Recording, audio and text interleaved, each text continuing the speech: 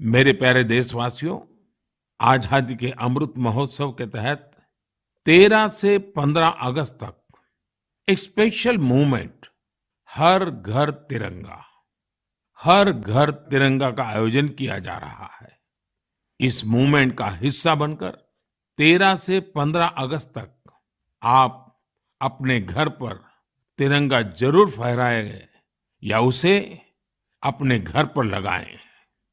तिरंगा हमें जोड़ता है, हमें देश के लिए कुछ करने के लिए प्रेरित करता है। मेरा एक सुझाव ये भी है कि 2 अगस्त से 15 अगस्त तक हम सभी अपनी सोशल मीडिया प्रोफाइल पिक्चर में तिरंगा लगा सकते हैं। वैसे क्या आप जानते हैं, 2 अगस्त का हमारे तिरंगे से एक विशेष संबंध भी है। इसी दिन पिंगली वेंकैया जी की जन्म जयंती होती है, जिन्होंने हमारे राष्ट्रीय ध्वज को डिजाइन किया था। मैं उन्हें आदरपूर्वक श्रद्धांजलि अर्पित करता हूं। अपने राष्ट्रीय ध्वज के बारे में बात करते हुए मैं महान क्रांतिकारी मैडम कामा को भी याद करूंगा। तिरंगे को आकार देने में उनकी भूमिका बेहद महत्वपूर्ण रही है। साथियों, आजादी के अमृत महोत्सव में हो रहे इन सारे आयोजनों का सबसे बड़ा संदेश यही है कि हम सभी देशवासी अपने कर्तव्य का पूरी निष्ठा से पालन करें। तभी हम उन अनगिनत स्वतंत्रता सेनानियों का सपना पूरा कर पाएंगे, उनके सपनों का भारत बना पाएंगे। इसलिए हमारे अगले 25 साल का यह अमृतकाल हर देशवासी के लिए कर्तव्य काल की तरह है। देश को आजाद कराने हमारे वीर सेनानी हमें ये जिम्मेदारी देकर गए हैं और हमें इसे पूरी तरह निभाना है। अब ये समझ लेते हैं कि फ्लैग कोड 2002 में क्या अमेंडमेंट्स किए गए हैं, यानी क्या बदलाव किए गए हैं। अब तक हाथ से बुना और काता हुआ ऊन, कपास या फिर रेशमी खादी से बना हुआ राष्ट्रीय ध्वज ही फहराने की इजाजत थी, लेकिन अब मशीन से बना हुआ कपास, ऊन या रेशमी खादी से बना तिरंगा भी फहराया जा सकता है। साथ ही अब पॉलिएस्टर से बना तिरंगा भी फहराया जा सकता है। अब तक किसी घर, निजी संगठन या दूसरे संस्थानों में तिरंगे को सूर्योदय से सूर्यास्त तक ही फहराने की इजाजत थी। रात के समय राष्ट्रीय ध्वज को नहीं फहराया जा सकता था, लेकिन अब आम लोग, निजी संगठन या फिर संस्थान दिन और रात तिरंगा फहरा सकते हैं, यानी 24 घंटे तिरंगा फहराया जा सकता है। फ्लैग कोड 2002 में मूल रूप से यही बदलाव किए गए हैं। ऐसा इसलिए किया गया है ताकि लोगों को घर पर तिरंगा फहराने के लिए मोटिवेट किया जा सके।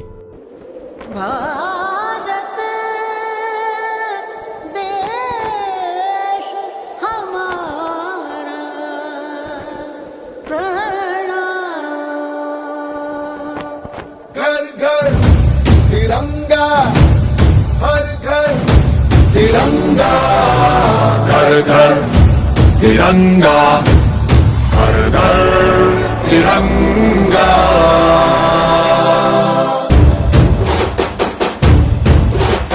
घर घर तिरंगा, रथ घर तिरंगा, घरों घरी तिरंगा, प्रत्येक घरी तिरंगा।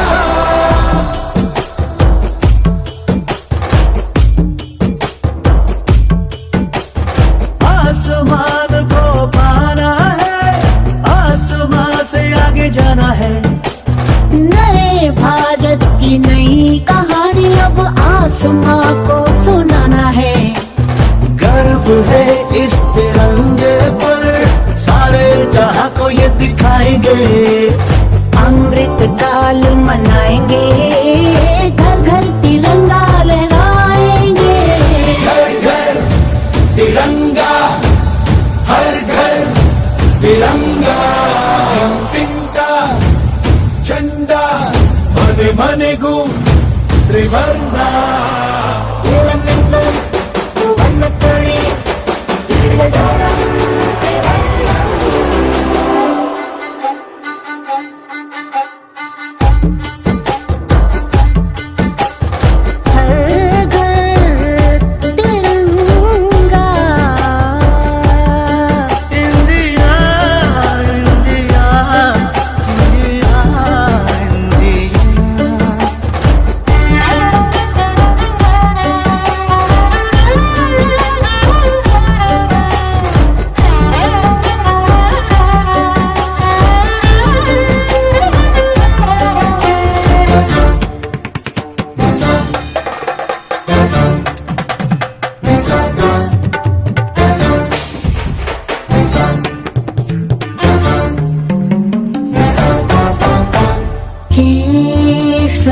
क्या रंग है क्या?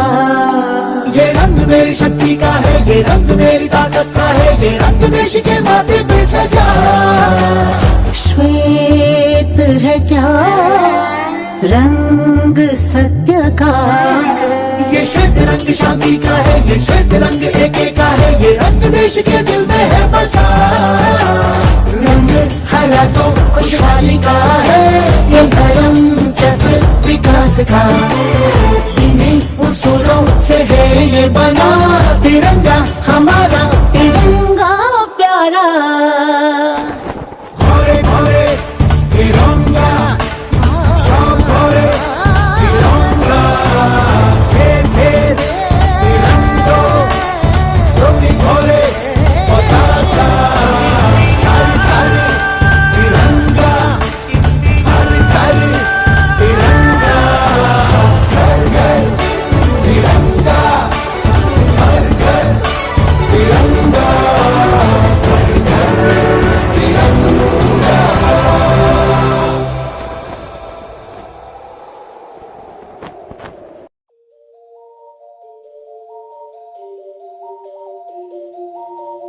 एक तेरा नाम है साचा, हो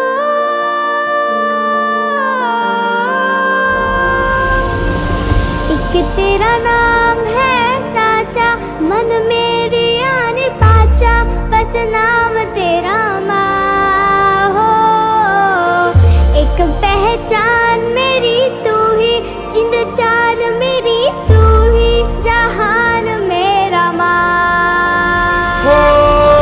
तुझ पे वारना 100 वारी जान मैं, तुझ पे वारना 100 वारी जान मैं, तेरे कुर्बान मेरी माँ। वंदे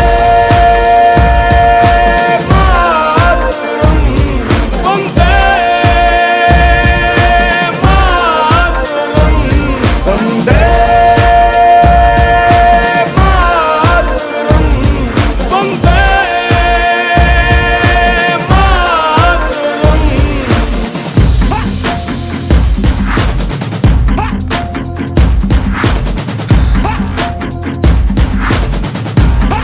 जी आ गई घड़ी है देखो सबसे बड़ी, मुझसे बस 2 कदम पे देखो जीत खड़ी है। मुझे कब से इंतजार था आज की शाम का, अब देखो क्या करता है ये बंदा हिंदुस्तान का, जो किसी के भी आगे झुका नहीं। हाँ मैं हूँ उस देश का, तू बैठ के ले नजारा इस ट्रैबल और बेस का। सीधा चलूं या चलूं ढाई ढाई चाल, मैं खेल मेरा होगा ये देख लंबी रेस का। मिट्टी का कर्ज है मैं मर के भी चुकाऊंगा, तुझे मिट्टी कर दूंगा या फिर मिट्टी में मिल जाऊंगा। जो भी कहा था मैं वो करके दिखाऊंगा, इंडिया से हूँ खाली हाथ नहीं जाऊंगा। मैं जम के पकड़ झाड़ दूंगा, तुझको मैं उखाड़ दूंगा, जहाँ से तू आया है ना वहीं तुझे गाड़ दूंगा। तेरी जमीन पे आज तुझे ही पछाड़ दूंगा, झंडा इंडिया का बेटे गाड़ दूंगा।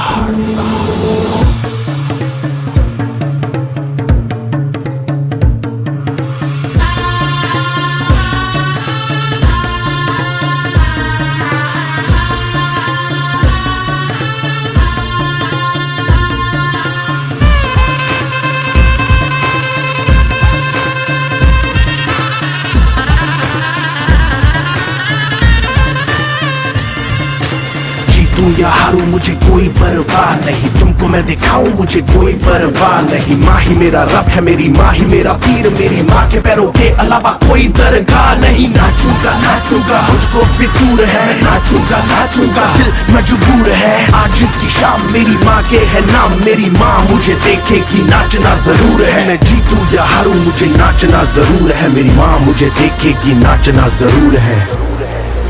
नाचना जरूर है, मुझे नाचना जरूर है। माँ मुझे नाचना जरूर है, माँ मेरी देखेगी नाचना जरूर है। रंग केसर शूरा वालिया, रंग सब्ज खिली फुलकारियां, ओ रंग चिट्टा नीयत साफ दा, ओ रंग तीनों जान से प्यारे आ।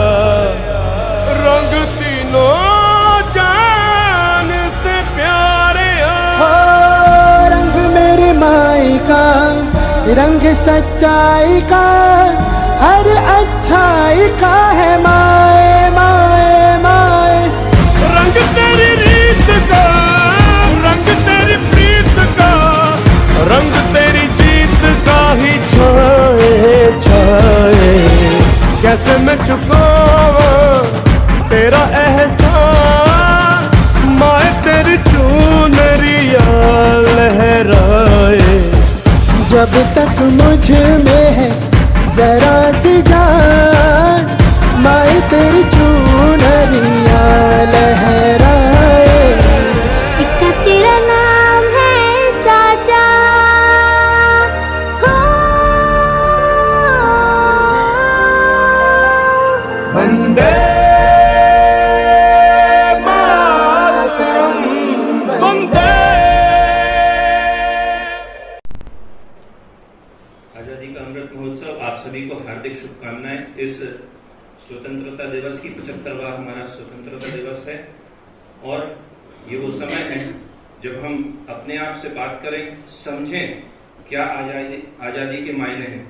बहुत शानदार अभी ये क्लिप चल रही थी, इसमें मैं देख रहा था कि भारत के जो देश का नाम रोशन करने वाले खिलाड़ी अथवा सांस्कृतिक गतिविधियों में या कला के क्षेत्र में या विभिन्न क्षेत्रों में जिन्होंने अपने देश का परचम पूरे राष्ट्र के साथ साथ विश्व में लहराने के लिए अपना योगदान दिया है, तो आप सभी से मैं ये अपेक्षा रखता हूं कि आप में से भी कुछ ऐसे विद्यार्थी, ऐसे लोग निकलेंगे यहाँ से जो ऐसे जो क्लिप्स बनेंगे आने वाले समय में दूसरों को प्रेरणा देने के लिए, उसमें आप लोगों की तस्वीरें और आप लोगों के उसमें कोट्स होंगे। सही मायने में शिक्षा तभी सार्थक होती है जब आप उस शिक्षा के अंदर निहित भावों को ग्रहण करें। उसके अंदर जो मूल भावनाएं छिपी हुई हैं, यदि आप उनको प्राप्त करने के लिए शिक्षा लेते हैं, तब वास्तव में वो शिक्षा फलीभूत होती है। और कल जब त्रिपाठी जी बोल रहे थे कि हमारे घर परिवार के जो लोग होते हैं वो तो हमारी पूंजी होते ही हैं, लेकिन शिक्षक की वास्तविक पूंजी उसके विद्यार्थी होते हैं। तो आप लोगों से बहुत विनम्रता से निवेदन है कि आप लोग जो शिक्षा यहाँ ग्रहण कर रहे हैं, आपको बहुत अच्छा अवसर और बहुत अच्छा स्थान मिला हुआ है और बहुत अच्छा विषय मिला हुआ है जिसमें आप पूरी दुनिया में अपना नाम रोशन कर सकते हैं। हमारे यहाँ के विद्यार्थी मैंने आपको बताया था विदेशों में भी अपनी सेवाएं दे रहे हैं। तो आजादी में और आजादी के मायनों में आप किस प्रकार से इस राष्ट्र के लिए कंट्रीब्यूट कर सकते हैं, सहयोग कर सकते हैं, ये आपके ऊपर है। आपकी क्षमताओं को आपको विकसित करना होगा। ये क्षमताएं ही आपको दुनिया में विशेष स्थान दिलाएंगी और दुनिया में आपको जब विशेष स्थान मिलेगा तो निश्चित रूप से भारतवर्ष जो है पूरी दुनिया में एक अनूठी स्थिति में और एक अद्वितीय स्थिति में पहुंचेगा। ये कार्यक्रम इस 15 अगस्त के आने तक 75 वर्ष के साथ समाप्त होंगे, निश्चित रूप से समाप्त होंगे। लेकिन हमारे लिए जीवन में चैलेंजेस, चुनौतियां हैं कि आने वाले 25 वर्षों के लिए भी मोदी जी ने बोला है। ठीक है, मोदी जी का तो कार्य है कि वे राष्ट्र को एक सूत्र में पिरो कर रखें, बांध कर रखें, अपने उद्गारों से आप सभी को प्रेरणा दें, लेकिन वो प्रेरणा शब्दों तक सीमित न रहे, वो कार्य रूप में परिणत हो। हमारा योग कर्मयोग का ही भाव आप सभी को सिखाता है और उसमें आपने वीडियो में ये भी देखा हो, यदि अच्छी से देखा हो तो उसमें 2 जगह योग का अभ्यास करते हुए व्यक्ति उसमें शो किए गए थे और योग को विभिन्न खेलों की प्रतियोगिताओं में भी स्थान मिलने लगा है। तो आने वाले समय में हम निश्चित रूप से मानकर चल रहे हैं कि ओलंपिक्स और वर्ल्ड चैंपियनशिप्स ऑथेंटिक जो इंटरनेशनल ओलंपिक एसोसिएशन की ओर से आयोजित की जाती हैं, उसमें योग एक विधा के रूप में आएगा।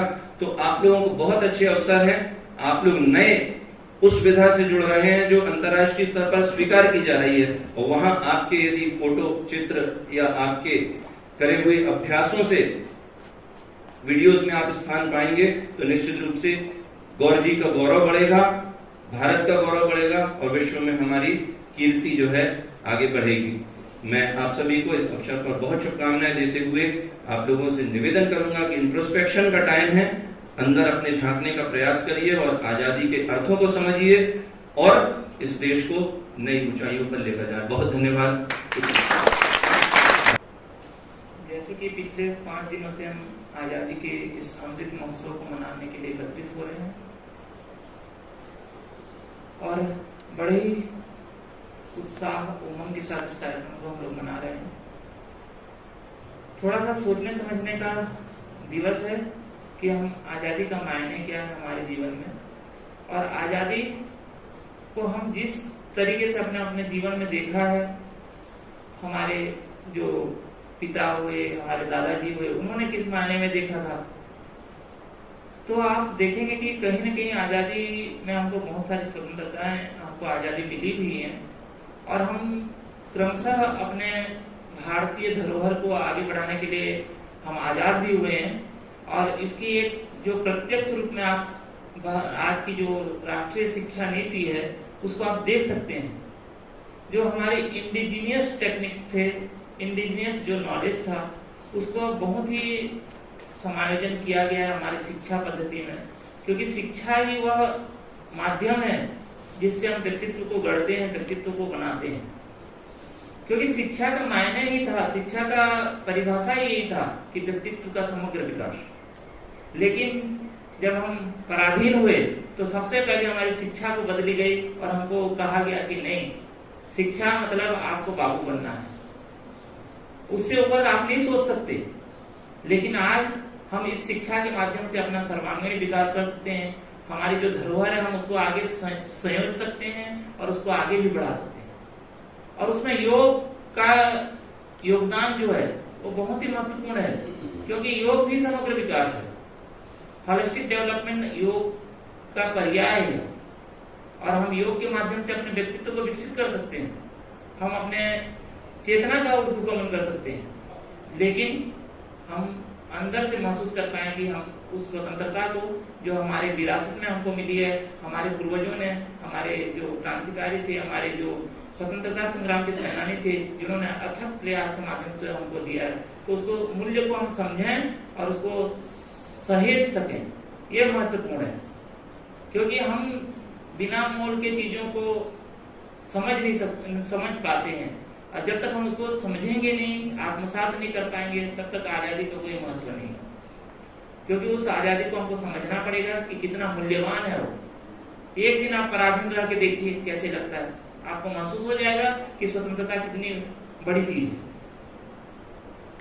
हम यहाँ आपको बिठा देते हैं 2 मिनट, आधे घंटे सवेरे, तो बड़ा कष्टकारी होता है, क्योंकि आप अपने आप को पराधीन समझने लगते हो कि जबरदस्तियां आपको नियम थोपे जा रहे हैं। लेकिन ऐसा नहीं है, आपके प्रति किसी का भाव नकारात्मक नहीं है, केवल आपके विकास हो, आपका उत्थान हो, यही सबका ध्येय रहता है।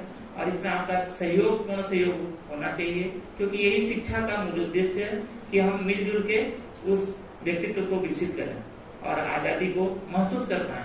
बहुत बहुत धन्यवाद और शुभकामनाएं। दिल्ली से हुई, आपने अपनी बैचलर डिग्री आर्ट्स में दिल्ली यूनिवर्सिटी में से 2011 में हासिल की। आपने Morarji Desai national institute of योग से 3 सर्टिफिकेट कोर्स 2015 एवं 2016 में कंप्लीट किए। आपने 2017 में कबल्यराम लोनावाला से योगा में पीजी डिप्लोमा किया। उसके उपरांत 2018 में आपने उत्तराखंड ओपन यूनिवर्सिटी हरिद्वार से योग में मास्टर डिग्री हासिल की। अपने अध्ययन को निरंतर रखते हुए अगस्त 2019 में डॉक्टर हरि सिंह गौर विश्वविद्यालय के योग शिक्षा विभाग में आपने पीएचडी में प्रवेश किया और इसी क्रम में 3 वर्ष पूर्ण करते हुए आज आप पीएचडी थीसिस सबमिट कर रही हैं।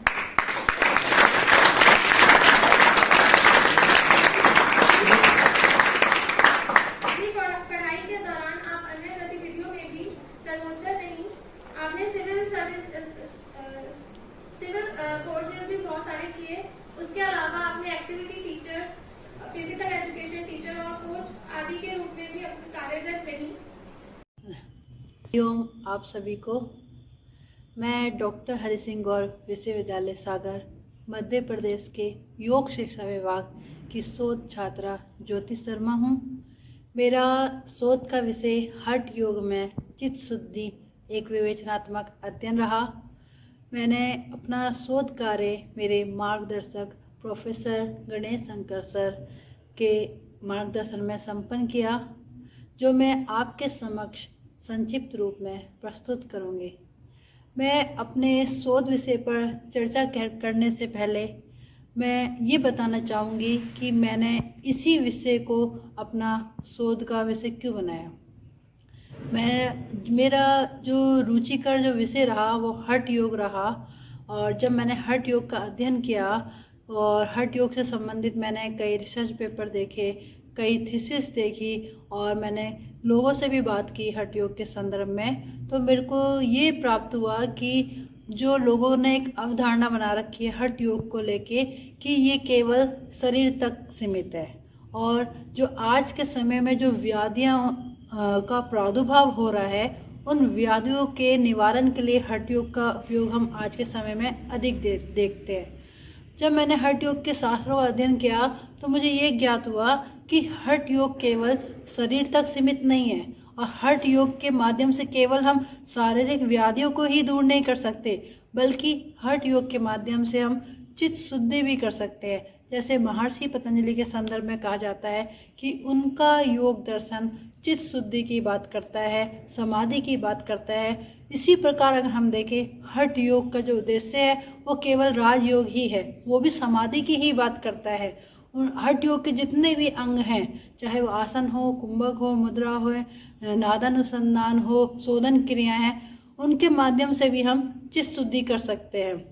जैसा स्वात्माराम योगी अंगों के अभ्यास से पूर्व ही चित्त शुद्धि के लिए आहार की चर्चा करते हैं, साधक तत्वों की चर्चा करते हैं, साथ में कुछ नियम भी बताते हैं, जिससे ये ज्ञात होता है कि जो हठ योग है वो केवल शरीर तक सीमित नहीं है, केवल बीमारियों के निवारण के लिए नहीं है, ये हमारे सर्वांगीण विकास में लाभदायक है। तो इसलिए मैंने इस विषय का चयन किया, और मैंने जो मेरा शोध का विषय रहा उसको मैंने 5 अध्यायों में विभाजित किया, जिसमें जो मेरा पहला अध्याय रहा उसमें मैंने योग का इतिहास, हठ योग की प्राचीनता और हठ योग की आज के समय में क्या उपयोगिता है इसको शामिल किया। और जो मैंने दूसरा अध्याय रखा हठ योग के जो ग्रंथ हैं, अनेक ग्रंथ हैं, लेकिन मैंने 6 ही ग्रंथों को अपने शोध कार्य में शामिल किया, जिसके अंतर्गत हठ प्रदीपिका, गहरण संहिता, हठ रत्नावली, वशिष्ठ संहिता, शिष्य सिद्धांत पद्धति और गोरख शतक, इन ग्रंथों को मैंने अपने शोध कार्य में शामिल किया। इसके उपरांत जो मेरा तीसरा अध्याय रहा वो मुख्य अध्याय रहा, जिसमें जो मेरा विषय है हठ योग में चित्त शुद्धि एक विवेचनात्मक अध्ययन। इन ग्रंथों में मैंने चित्त की बात की, चित्त का जो स्वरूप है वो मैंने देखने का प्रयास किया कि जो हठ योग की ग्रंथ हैं उनमें चित्त के स्वरूप क्या बताया गया है। साथ ही मैंने श्रीमद् भगवद गीता, उपनिषद और जो योग दर्शन है, अन्य जो दर्शन हैं, उनमें भी चित्त के स्वरूप को देखने का प्रयास किया। उसके और साथ ही मैंने जो चित्त में वृत्ति के कारण बनते हैं, जो बाधक तत्व हैं, जो व्याधियों के कारण बनते हैं, उन बिंदुओं को भी मैंने अपने इस तीसरे अध्याय में शामिल किया। और उसके उपरांत जो मेरा चतुर्थ अध्याय रहा वो रहा चित्त शुद्धि के साधनों की विवेचना। जो चित्त की अस्थिरता के कारण हैं, जो वृत्तियां हैं, उनका निवारण कैसे हो, उनके लिए कौन से हठ योग में साधन बताए गए हैं, मैंने उन साधनों की यहाँ पे विवेचना की, जिसमें यम, नियम, आसन, मुद्राएं, प्राणायाम, ध्यान, शोधन क्रियाएं, आहार आदि शामिल थे। उसके उपरांत जो मेरा अंतिम अध्याय रहा वो चित्त शुद्धि का परिणाम आया। जब चित्त शुद्धि हमने इन साधनों के माध्यम से कर ली, उसके उपरांत क्या व्यक्तिगत उपयोगिता हो सकती है, क्या सामाजिक उपयोगिता है, इसको मैंने अपने शोध कार्य में शामिल किया। तो इस प्रकार मुझे ये ज्ञात हुआ, जब मेरा ये शोध कार्य जब संपूर्ण हुआ तो मैंने यही पाया कि हठ योग केवल शरीर तक सीमित ना होकर ये सर्वांगीण विकास करता है, चाहे वो व्यवहारिक हो, चाहे वो सामाजिक हो, चाहे वो आध्यात्मिक हो।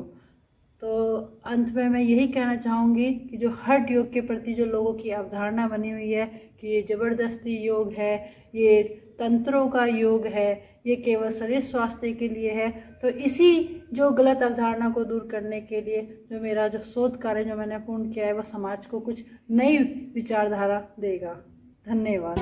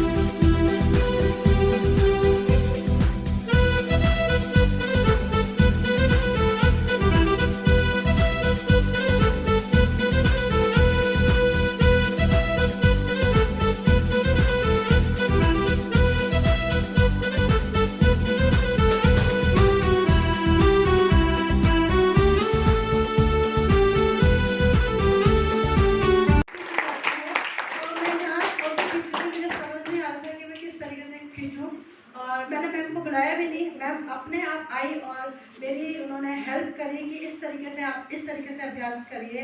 तो मैम प्रज्ञा मैम मैं आपका बहुत बहुत धन्यवाद करती हूँ। आप सभी विद्यार्थियों का धन्यवाद करती हूँ जिनको पढ़ाने के कारण ही आज मैं सीख पाई। मैं पहले से ज़्यादा अपने आप में कॉन्फिडेंस फील करती हूँ। जब मैं पहले आई थी तो मेरे अंदर सिवरिंग होती थी, मैं बोल ही नहीं पाती थी। जब मैं आपको पढ़ाने गई और आपको मेरा पढ़ाया वो पसंद आया तो मैं मोटिवेट हुई और मैंने अपना जो सीखना था उसको कंटिन्यू रखा। और मैं आप सबको यही बोलना चाहती हूँ कि आप नंबर के पीछे ना भागें, आप एक गुड लर्नर बने जो आपके हमेशा काम आएगा। तो आप हमेशा सीखने का प्रयास करिए। तो इसी के साथ मैं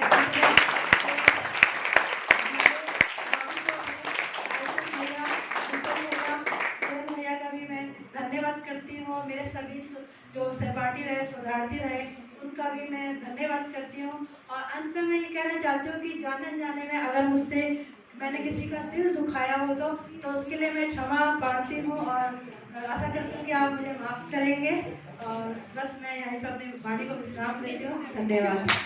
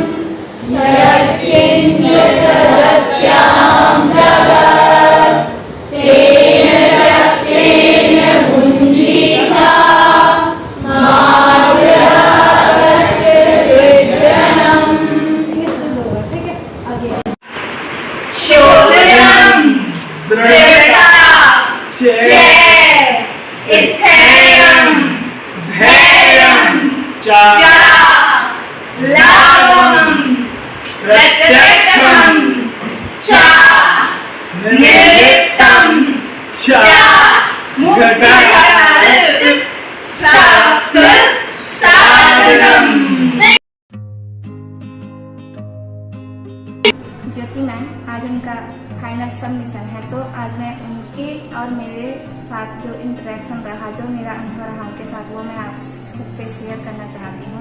सबसे पहले मैं उनसे मेरा जब ज्वाइनिंग हुआ था जॉब में इसी डिपार्टमेंट में, तभी मेरा इंटरेक्शन हुआ था। पर पहले भी मैं मिली थी, पर उतना ज़्यादा इंटरेक्शन नहीं हुआ था क्योंकि योग डिपार्टमेंट में मेरा आना जाना लगा रहता था। तो यहाँ आने के बाद बच्चों से और उनको पढ़ाते हुए भी देखा है, तो उनके ज्ञान के बारे में मुझे पता चला कि उनका जो ज्ञान है वो हठ योग के ऊपर बहुत अच्छा है। वो बहुत अच्छे से लोग बच्चों को हठ योग के श्लोक याद करवाती हैं। साथ ही साथ पातंजलि योग सूत्र भी पढ़ाते हुए देखा है मैंने, तो सूत्र और श्लोक सुबह बहुत अच्छे से याद करवाती हैं।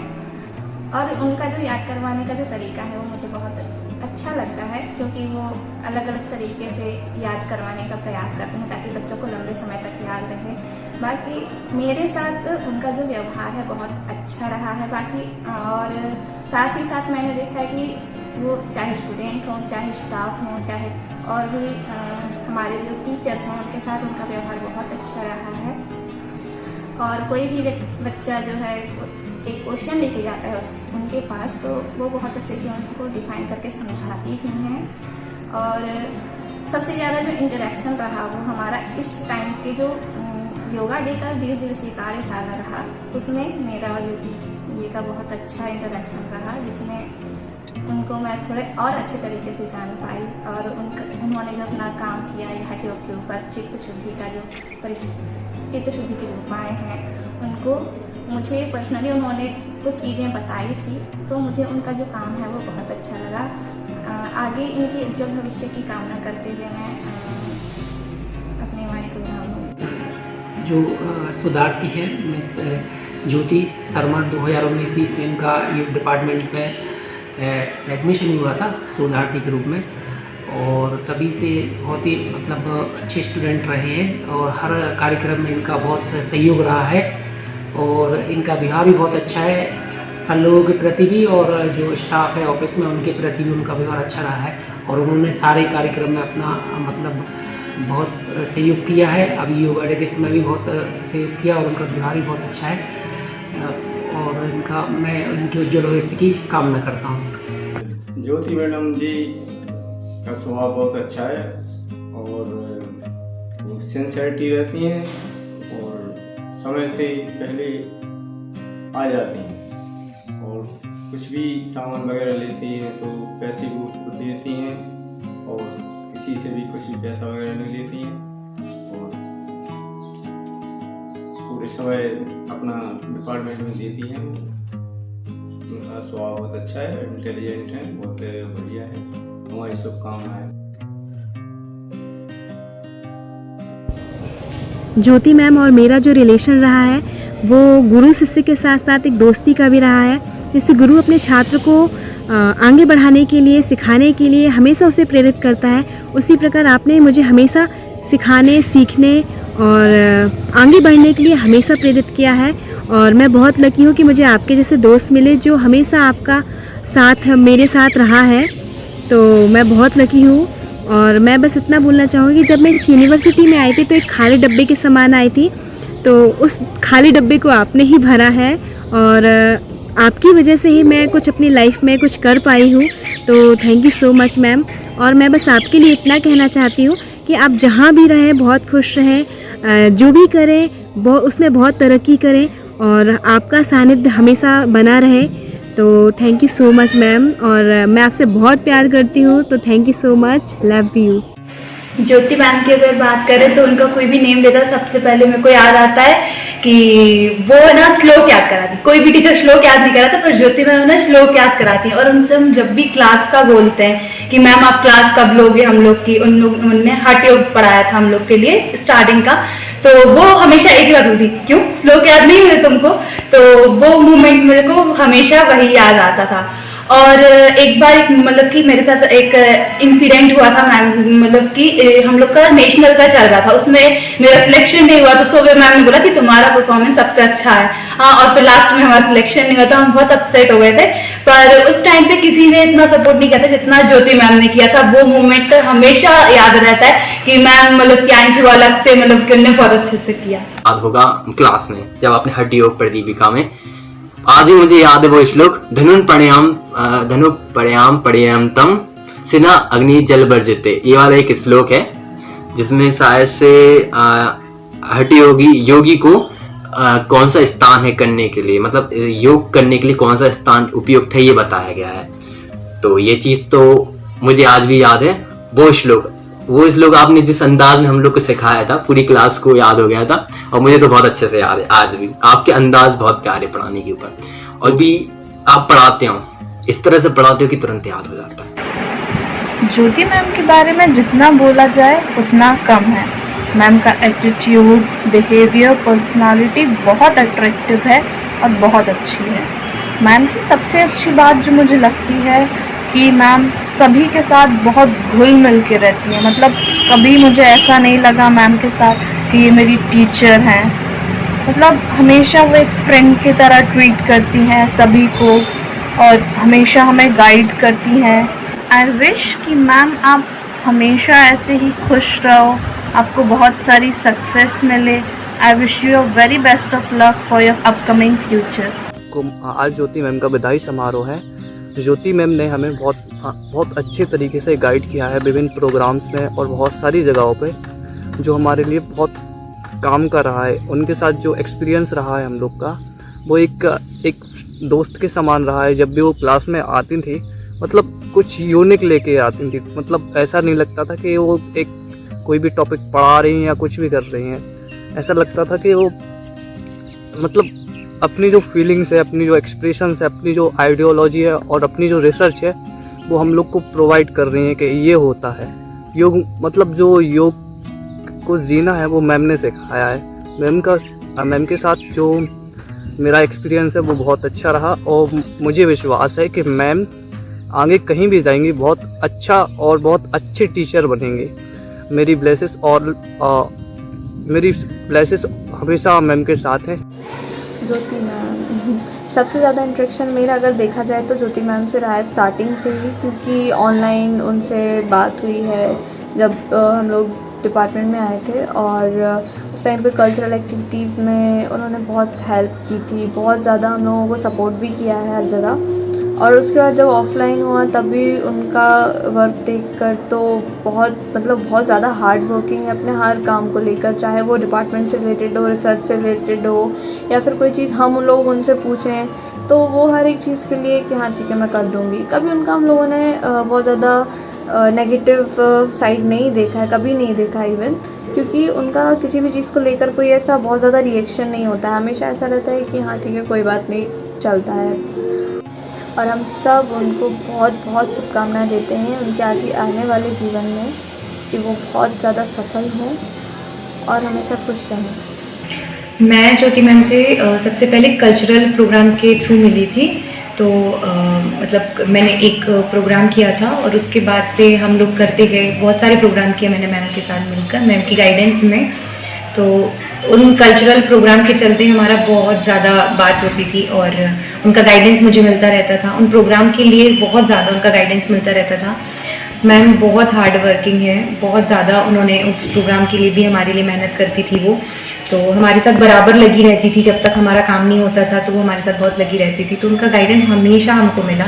उसके बाद मैम को हमारी क्लास मतलब टीचिंग के लिए भी मैम को दी गई, तो मैम ने हमको उपनिषद पढ़ाया, श्लोक वगैरह बताए और बहुत अच्छा एक्सपीरियंस रहा उनके साथ टीचिंग का भी। उनको श्लोक की क्लास भी मिली, तो मैम की बहुत अच्छी आदत है याद करवाने की, वो बहुत अच्छे से याद करवाती हैं। उनके याद कराए हुए श्लोक हमको अभी भी बहुत अच्छे से याद है। और मैम बहुत पंक्चुअल हैं और डेली आना तो ऐसा लगता है जैसे मैम को मॉर्निंग क्लास डेली आना उनकी एक हॉबी हो। तो मैम के साथ बहुत अच्छा एक्सपीरियंस रहा और मेरी बेस्ट विशेज़ है मैम के लिए कि मैम जहाँ भी जाए बहुत तरक्की करें, बहुत आगे जाए और हमेशा खुश रहें। ज्योति मैम को मैंने पहली बार जब मैंने एडमिशन लिया तो प्रैक्टिस हॉल में देखा था, जहाँ पर वो प्रैक्टिस करा रही थी। उनको देख के मुझे पहले लगा था कि यही यहाँ की योगा इंस्ट्रक्टर हैं, उनके कराने के तरीके को देखकर। उसके बाद उनसे थोड़ा बहुत इंटरेक्शन हुआ है मेरा। पहले तो मेरी बातचीत ही नहीं होती थी उनसे, फिर धीरे धीरे कुछ बातें देखी, कुछ बातें मैंने ऑब्जर्व की, तो उससे मुझे ऐसा लगा कि वो बहुत ही डाउन टू अर्थ पर्सन है। अगर हेल्पिंग वाइज देखा जाए तो वो हेल्प करने के लिए हमेशा रेडी रहती हैं, और अगर उन्हें मदद की ज़रूरत होती है तो वो भी बेझिझक होकर मांगती हैं, जो ये क्वालिटी सभी में नहीं होती है। उसके साथ साथ उनका बिंदास तरीका कि जो बोलना है तो बोलना है, कुछ फ़र्क नहीं पड़ना किसी और की बातों से, और अपने काम के लिए वो बहुत ही सिंसियर हैं, जो कि उनको देख इतने ड्यूरेशन में मुझे सबसे ज़्यादा सिंसियर स्कॉलर वही लगी, क्योंकि वो आगे आकर चीज़ों को अपने आप से करना ठीक समझती हैं, ना कि किसी पर डिपेंड होकर। देखा जाए तो वो मोटिवेशन के लिए वो एक अच्छा उदाहरण है, जिन्हें देखकर मैंने बहुत सारी चीज़ें सीखी हैं अपनी लाइफ में, कि सिंसियरिटी रखना, अपने काम को अपने आप से करना, लेकिन अगर ज़रूरत पड़े तो दूसरे की मदद भी लेना। उसके साथ साथ मैं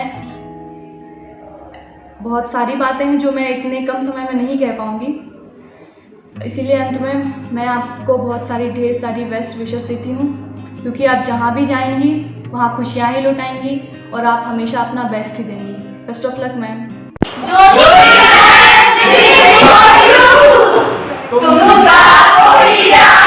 कोई मासूम नहीं है, क्या चीज हो तुम खुद तुम्हें मालूम नहीं है।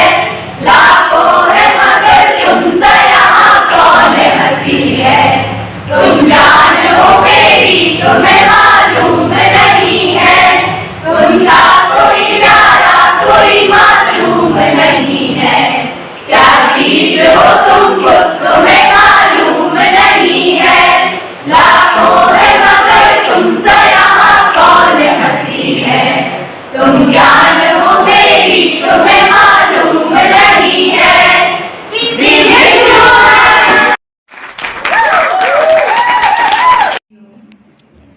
ज्योति मैम के विषय में लिख पाना थोड़ा सा मुश्किल था, क्योंकि उनके साथ जब वो आई थी सबसे पहले मेरी मुलाकात हुई थी, और उनके साथ बहुत अच्छा रिलेशनशिप रहा मेरा, एक दोस्ती का भी, और टीचर्स तो थे ही साथ में। और पहले जैसे संस्कृत याद करने में प्रॉब्लम होती थी, तो सबसे पहले श्लोक वगैरह जो हैं इन्होंने याद कराए। Ma'am thank you so much. कुछ पंक्तियाँ लिखी हैं आपके लिए, आई होप अच्छी लगे आपको। शीप के अंदर जो रहता है उसको मोती कहते हैं, हमें योग का भान कराने वाली को ज्योति कहते हैं। कपट और राग द्वेष इनसे रहते हैं कोसों दूर, हमें सत्य पथ दिखलाने वाली को सब ज्योति कहते हैं। मन में योग, क्रिया में योग, वचन में योग, सब में योग, ये ज्योति है कहती कुछ नहीं, करती है बस करती है। सबको एक सूत्र में बांधे रखना इनकी आदत है, पथ भटके को सद्मार्ग दिखाना इनकी अच्छी आदत है। झूठ फरेब और मायाचारी इनको कुछ भी नहीं आता, भोली भाली सूरत इनकी सबके मन को भाती है। गुस्सा इनको कभी न आता, मंद मंद मुस्काती है, खुद भी हंसती संग में अपने चार को और हंसाती हैं। दिल्ली में जन्मी मैडम हिंदी से थी कोसों दूर, करके मेहनत पूर्ण लगन से हिंदी की अपनी भरपूर। धन्यवाद। पहले दिन जब मैंने जनवरी 20 में ज्वाइन किया, दूसरे दिन क्लास लेने आना था सुबह सुबह, जैसे कि आप देखते हैं, तो गांव से आते थे, 10 मिनट लेट हो गए। वहाँ पर पुराने वाले डिपार्टमेंट में बाहर गाड़ी खड़ी होती थी, गाड़ी जैसे खड़ी की तो आवाज़ आ रही थी किसी की, बहुत बुलंद आवाज़ में कोई प्रैक्टिस करवा रहा है। जल्दी दौड़ते हुए जा रहे थे, जैसे जीना चढ़े तो सर मिल गए। पहले सर ने डांटा, 15 मिनट लेट हो आप, ठीक है सर कल से नहीं होंगे। फिर ऊपर जाके देखा कि ये कौन अभ्यास करवा रहा है, वो ज्योति मैडम थी। सर ने कहा कि जो आपकी वार्म अप एक्सरसाइज है वो यही करवाएंगे, फिर आप लोग करवाएंगे। उस दिन से ज्योति मैडम को पहली बार देखा, एक जगह ज्योति, दूसरी जगह महेंद्र जी वार्म अप करवा रहे थे, और फिर वार्म अप ज्योति मैडम के लिए फिक्स सा हो गया, वही करवाएंगे। तो गूंजती हुई आवाज में जो अभ्यास, इसके बाद फिर कुछ दिन बाद प्रेजेंटेशन इन लोगों के चालू हुए, उसमें थोड़ी बहुत जानकारी मिलती रही। उसके बाद लॉकडाउन लग गया, और लॉकडाउन में फिर जब कोई समस्या आए तो सर का फोन आया कि ज्योति को बताओ ऐसा, सर वीडियो नहीं चल रहा है हमारे लैपटॉप से, ज्योति को बोलो। फिर ज्योति के लैपटॉप से भी नहीं चल रहा है तो फिर तीसरे को ढूंढो। फिर एक दिन पीसीपी प्रोग्राम हुआ, उसमें बोले कि आपको चलाना है और ज्योति मैडम क्लास लेंगी। तो जैसे कि हरियाणवी टच था, 4-5 दिन ज्योति मैडम प्रेयर करती रही। एक दिन फिर कोमल मैडम आई, तो ज्योति मैडम के यहाँ से कुछ आवाज नहीं आ रही थी, कोमल से प्रेयर करवाई। तो कोमल, मुझे पता था कि ज्योति दिल्ली से और कोमल हरियाणा से, लेकिन कोमल के उसमें हरियाणवी टच नहीं आ रहा था। तो मैंने कहा चलो कोमल तुम ही दूसरे दिन भी प्रेयर करवाओ। ज्योति को वो हल्का सा लगा कि इसको लगा कि क्यों शायद प्रेयर मुझसे छीन ली, लेकिन अगले दिन फिर कोमल मैडम नहीं आई। चलो आप ही कंटिन्यू रखो। तो प्रेयर के बाद फिर प्रैक्टिकल क्लास कोमल मैडम, ज्योति मैडम को ही दी। और जब भी जरूरत पड़ी कि कहीं भी क्लास लेना है, सर मुझे छुट्टी चाहिए, ज्योति को बता दो, ज्योति क्लास लेगी। सर 2 क्लास है, तो फिर दूसरा ढूंढो, महेंद्र को बोलो या फिर कोमल को ढूंढो, तीसरे को। लेकिन पहला ज्योति का ही नाम आया सर के। और जब भी ज्योति को फोन किया तो ऐसा नहीं कि सर मैं अभी नहीं हूँ या इधर नहीं हूँ, और कोई रिसर्च स्कॉलर इधर बैठा हो चाहे ना बैठा हो, ज्योति मैडम अपने केबिन में बैठी मिलेंगी। तो ये उनकी लगन दिखाती है। लॉकडाउन के बाद जब पता चला कि पहला तो एक दिनेश था जो कहीं से जुगाड़ करके लॉकडाउन में ही आ गया, कोई वाहन नहीं चल रहा था, और जैसे ही लॉकडाउन खुला तो पहला आने वाला था वो ज्योति मैडम थी। सर मैं यहाँ आ गई हूँ, कोई काम हो तो बताना। कैसे आए? सर आ गई, ये बस पता है, कैसे आए ये पता नहीं। तो विषय के प्रति और काम के प्रति जो लगन है वो बहुत ही अच्छी। वैसे तो सभी कुछ ना कुछ समय निकालना चाहते हैं, लेकिन ज्योति मैडम ने बहुत अच्छा काम किया। और जो काम नहीं आता था, जैसे अभी आपने वीडियो बनाए इतने सारे, जब हम लोग 20 दिन की कॉन्फ्रेंस कर रहे थे, सर ये मुझे आता ही नहीं है कैसे, चलो फिर भी मैं कोशिश करूंगी धीरे धीरे। तो जो सर का कह देना कि आपको ये करना है और फिर आपको दिमाग लगाना, इससे उससे पूछना और सिखाना, सर ये मुझे बहुत अच्छा लगा, मैं बहुत काम सीख गई हूँ। तो जितना आप लगन से काम करेंगे, काम के प्रति जितनी आपकी ललक होगी, उतना आप सीखेंगे। और वो जो इच्छा है वो ज्योति मैडम में बहुत है। मैं उनके उज्जवल भविष्य की कामना करता हूँ। जहाँ भी वो रहे इसी तरह से काम करते रहे और आगे बढ़ते रहे। धन्यवाद सर के लिए। नमस्कार।